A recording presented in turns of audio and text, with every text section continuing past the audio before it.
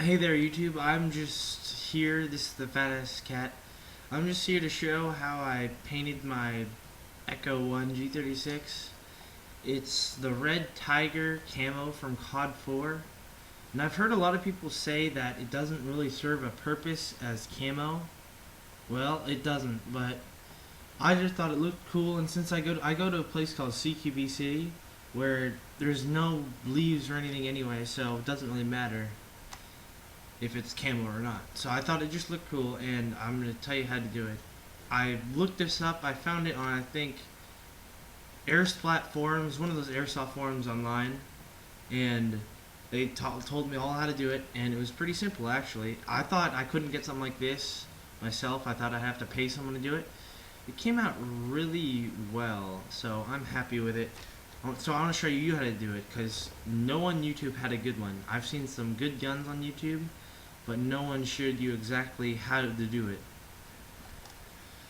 So, first what you do is you want to take, this has already been spray painted with, a piece of cardboard, like just a flimsy cardboard. You don't want 2-ply cardboard, otherwise it's really hard to cut.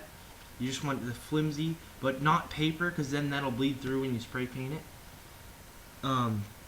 Cardboard, and you use a pencil. See, you could all sorts of decoration. This goes along here, as you can see. So you take a pencil and you make outline. You draw along the shapes you want, like just random tiger stripes. You can make them various thicknesses or lengths, you know, whatever you want.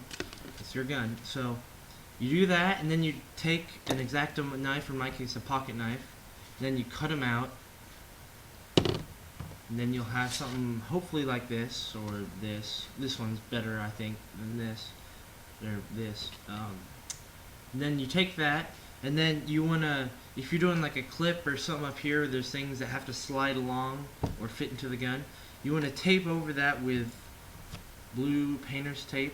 Obviously more than that, it's just a little scrap I found. And then you spray paint over it, and what I'd recommend for a base paint is any primer. You want to use a primer coat first. Make sure you do that, a coat of primer, otherwise it'll look really bad. I'm not sure if you can see this.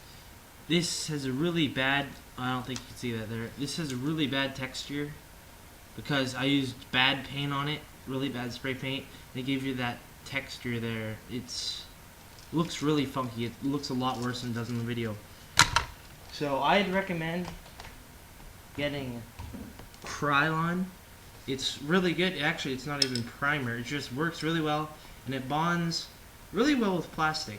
And I use dark green for the base because I found out in COD 4 it's not actually black, it's a really dark green, but it makes your gun look really good, especially with the red. And then any red paint really works. I used some American Accents. There's some cheap stuff from hardware store, and you just take the mold and you want to hold it about, you can actually just set it right on. If you want a little more blurry, like my clip is, say it's a little more blurry than the handguard, you hold it farther away and spray paint. Comes out pretty well. And then make sure you dry like 10 minutes in between coats. The lines is one coat, so make sure you have a good, coat on it before you finish. And I'd recommend 2 base coats before that. And so then you have to let it dry, and I let it cure for about a day, because the first time I did it, I used it right after I cracked a bit off, but like this piece just cracked off. But then so I repainted it over with the base coat, redid the stripes, and I let it cure, and it worked pretty well. You can I'm planning on doing my whole gun like this because this came out so well. I did not think I could do this at all, so hope that was a good tutorial. And remember, Krylon paint, that is your friend. Krylon spray paint. The fat ass cat out.